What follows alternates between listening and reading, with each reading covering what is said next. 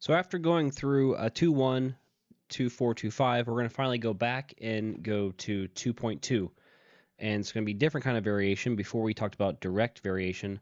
Now we're going to talk about inverse variation. So today we're going to talk about how do you write and solve an inverse variation equation. It's also the kind of the same as saying indirect. They kind of mean the same thing. And you could see either one. Indirect or inverse, kind of the same thing. So if you remember before, when we were doing these kind of sentences, we wanted both things to be either be increasing or decreasing. So now we're finally going to talk about, well, what about when it's opposite? So example one, if I'm building a deck and have more people working on it, do you get the job done faster or does it take longer? So obviously, hopefully, if you have more people working on a job, it will hopefully get done faster. So here we have more people working, or more workers. And then we have it getting done faster. So it's going to take less time.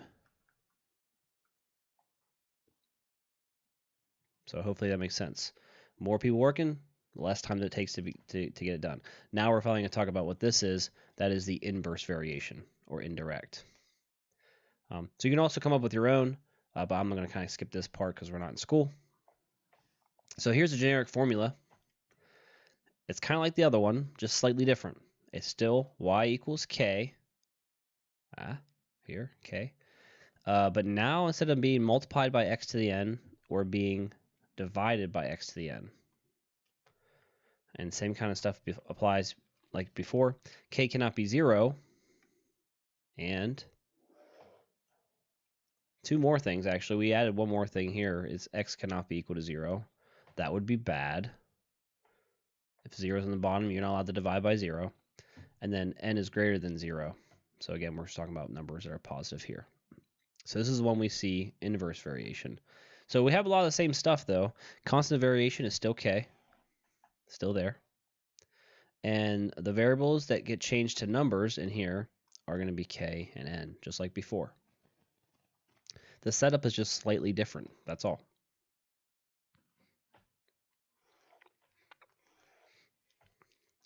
And then when we do these problems, what you're looking for are these specific things that will be in the directions on how you actually solve it. Before we looked at like directly or directly proportional to, all that kind of stuff. Now we're looking at varies inversely, inversely proportional to, or indirect variation. Any of these things all mean the same thing, and it's supposed to, in your mind, make you think we're using this instead of the old one, which was kx to the n. So now we actually have two different ones to choose from.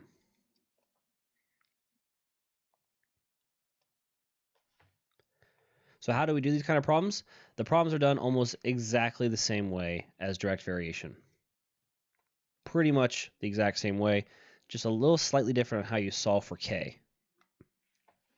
This is practice going through, read an example, and then we're going to set it up using this generic formula. Example 2, the speed s of a bike varies inversely, here it is, inversely, with a number b of back gear teeth on the rear wheel. Write an equation that expresses this relationship. So we would normally start with this, since it says inversely, it would be y equals k over x to the n. And then as you read through, it should tell you what to change these things to, y and x and so on. So speed s is going to come first. That's going to be our y value. So let's say s equals, k is always in there, over, and what's it have left here? B, number b of back gear teeth. Now I don't see a power anywhere. Does it say anything about squared or cubed or anything like that? And if it doesn't, we've seen like this before, it just stays a 1, or you don't have to write it at all. So this would be the formula for this case. That's it. Now we're going to be a little bit more involved. We're going to create the formula, and then we're going to start putting some numbers in and seeing how we solve for this. Ashley and Sam are trying to balance on a seesaw. So maybe if you know what a seesaw is, I might try to draw one. Here's where the middle is here. Come on, put a little dot there. And then it's going like this, and like this. There's two people sitting on the seesaw, but I'll get to that a little later. Seesaw, it kind of bounces back and forth. Depending where you sit, you kind of go up and down. According to the law of the lever, in order to balance the seesaw, another person must sit a certain distance, d, all right, they're giving us a variable, from the pivot of the seesaw. So what's a pivot? That's actually the center part right here, the pivot. All right, so they're talking about balancing the seesaw. So depending on the weight of the people, it's going to, you have to figure out where the person's going to sit on each side. So that way it balances perfectly. That's what we're looking at here. The distance d, here we go, d again, is inversely proportional to his or her weight. Suppose Sam, who weighs 92 pounds, is sitting 6.5 feet from the pivot. Ashley weighs 70 pounds. How far away from the pivot must she sit to balance Sam? Okay, so there's a lot of stuff going on here. We're just going to do one small thing at a time, right? You got this whole paragraph to work it with.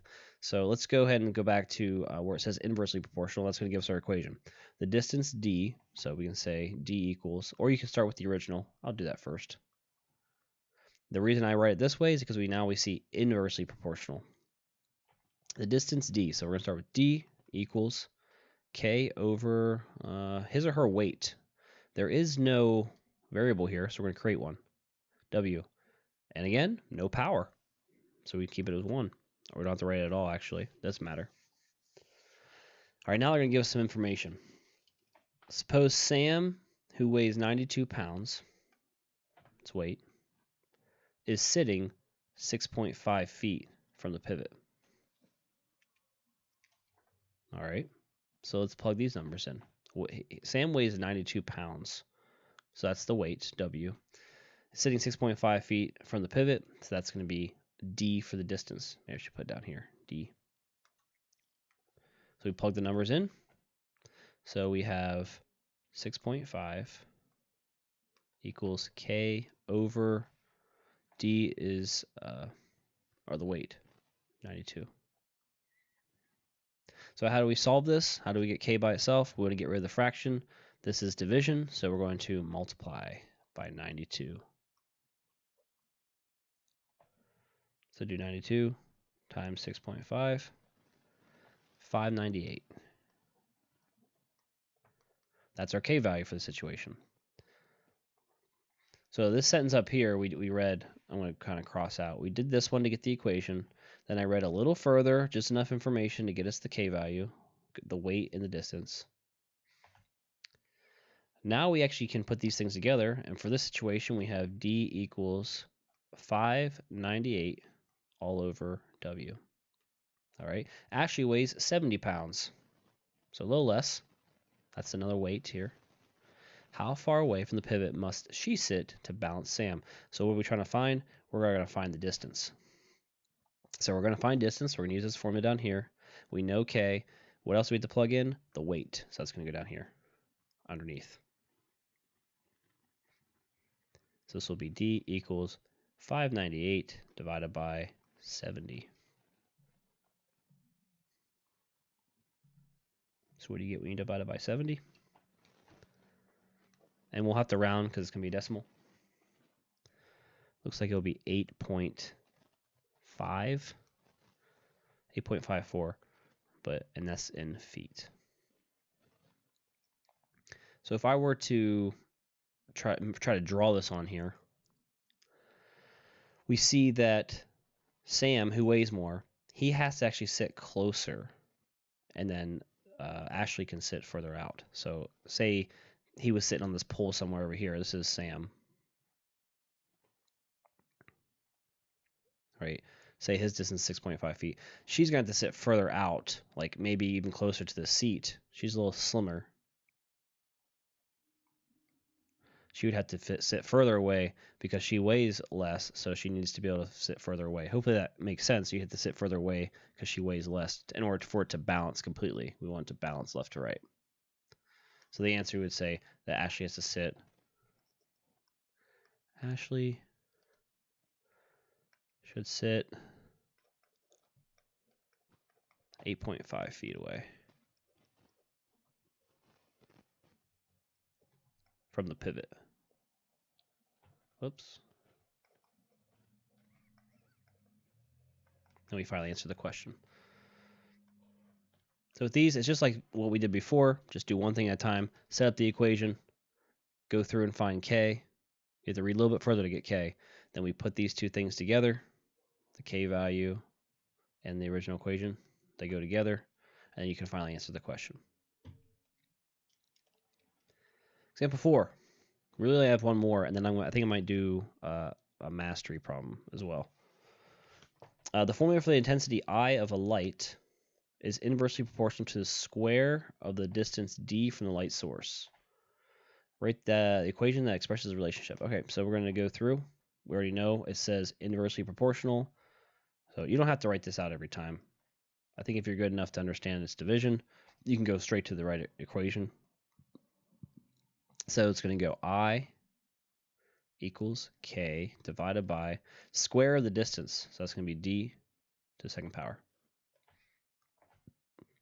I should probably get a better k there. All right, so that's the equation. We got that part taken care of. Suppose the intensity of the light 4 meters away is 40 lumens. So this is going to be enough information to plug in here to get k. So the intensity of light, that's 4 meters away. So what does that go in for? Is it for I or D? Well, 4 meters away is probably going to talk about distance. So it's probably going to be D. And then that must mean that 40 lumens is a measurement of intensity of light up here. So this is going to be I. Then we'll plug them in and then see what we get. So it says find the constant of variation. That means find k. And determine the intensity of the light 6 meters from its source. So once we find k, then we can move on to this, but not right now. So I'm going to bring this down and plug in the numbers. So it's going to be 40 equals k over 4. Don't forget to square it because it's d squared up here.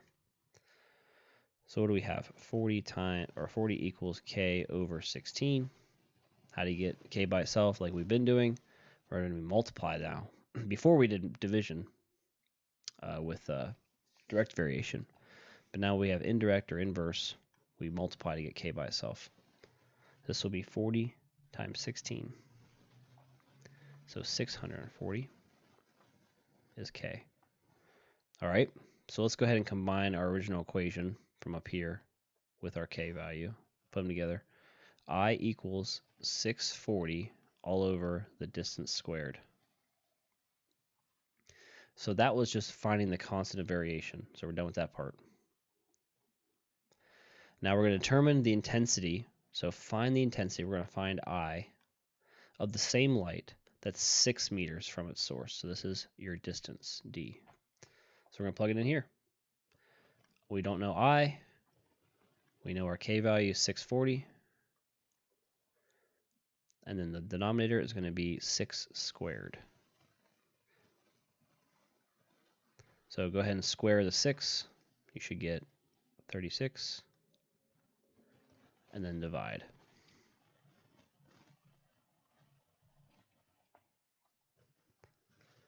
I got about 17.7 repeating, so I'll do 17.8. And this is in meters, so M. Nothing meters. I'll just write it out.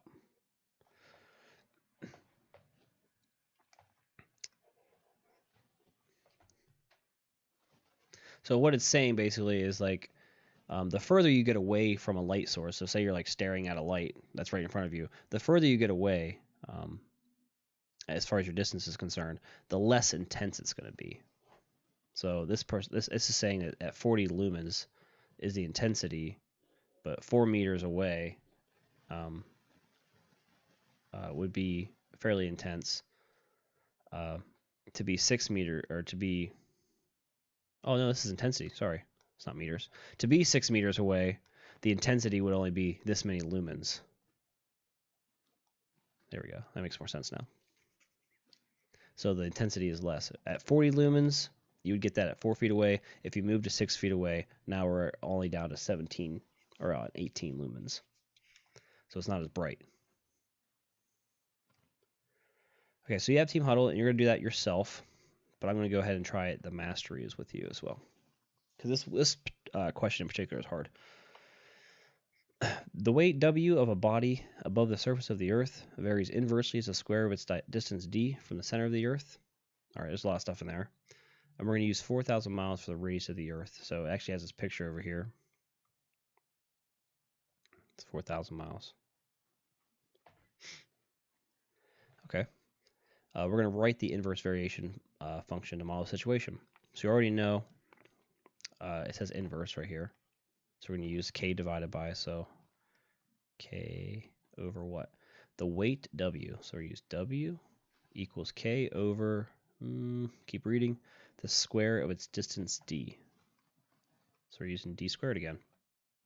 From the center of the Earth. Okay. Suppose an astronaut weighs 170 pounds. That goes going to go in for W on the surface of the Earth. So it actually just gave us his distance. If he's on the surface of the Earth and we're counting from the center of the Earth to the surface, here's him on the surface, that means it's 4,000 miles. So this actually is the distance, D. Use his weight and his distance from the center of the Earth, which is what we just found, to find the constant variation K. All right, his weight is 170 equals K over 4,000 squared. The reason this one is actually more difficult is because these numbers are fairly big. So if you do 4,000 squared, that's going to be 16 million, which is pretty big. So if we have 170 equals K over 16 million now.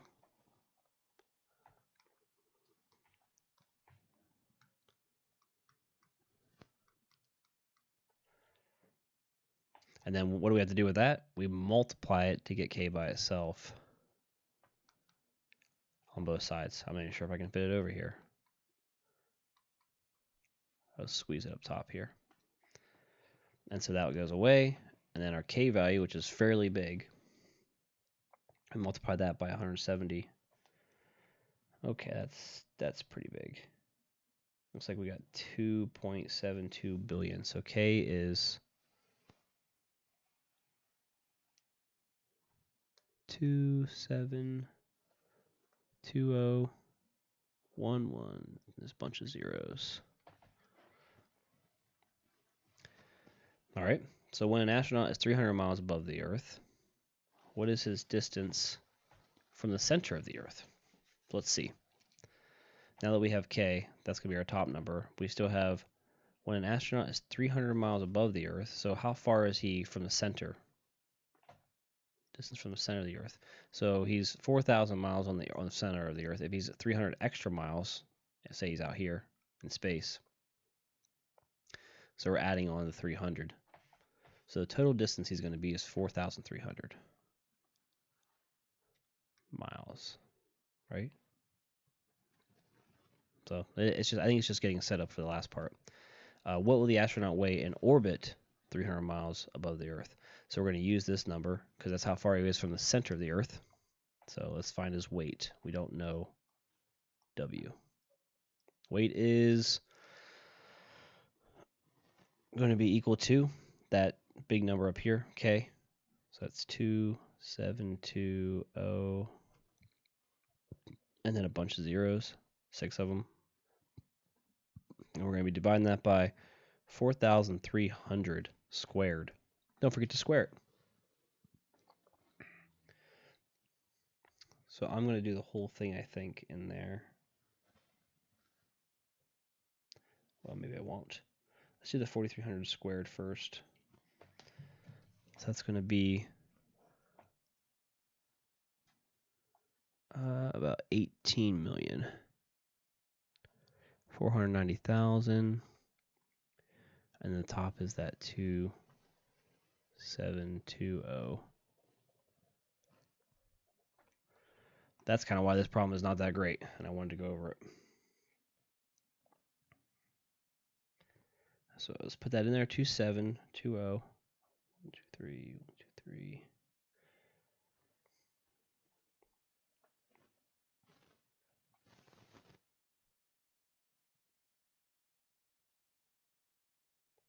So if I do it correctly, it looks like it's 147.1. I'll just say 147. And this is in pounds. We're trying to find the weight of the astronaut. So it weighs 147 pounds. That one was just kind of tough because you had such big numbers to deal with. I think I might just do one more. This last one here. 2. State whether the following situations illustrate an indirect or direct variation statement. So now we're looking for direct, which was before. Remember that was like increase in both or decrease in both. Now we can have either one for indirect. Up, down, or we can have down, then up. We're going to write direct or inversely in each of the lines. All right, so my hunger varies blank as the time since I last ate.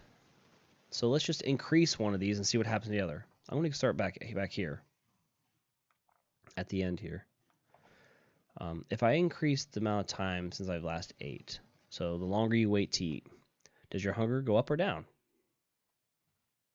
Hopefully it goes up.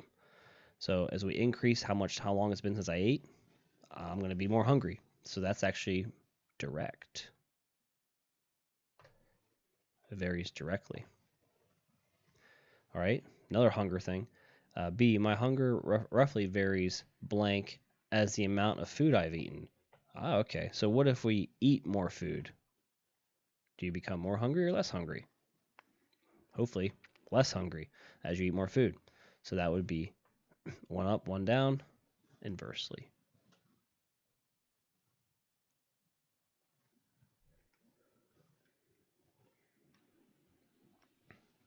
And I think I might start the last one with you. That way all you have to do is the huddle, which is only 3 problems anyway. 3. At Percy's Priceless Pizza, the price of pepperoni pizza is directly proportional, there it is, to the square of its diameter. And then we'll get to the rest of it in a second. So let's just read through that one first. The price of pepperoni pizza is directly proportional. So you kind of messed it up here. Direct. That means we're going back to this one. Kx to the n. Because it says directly. So the price, I'm going to say P, equals K times what? The square of its diameter. I'll say D squared. So be careful whenever you read this and make sure you know directly means it's this one and not the K over X to the n. If he charges $11.95 for a 10-inch diameter pizza, so $11.95 goes in for P times K times the diameter is 10 squared. Solve this. I'm gonna go a little faster to this one because we've done these ones before.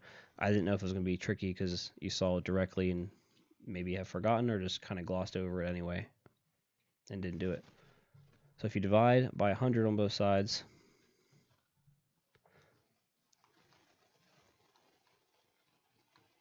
I got 0.1192. And then we put these together. So P equals 0.1192 times D squared. Now we can read the rest. How much does Percy charge for a 14-inch pizza? So we're gonna find the price.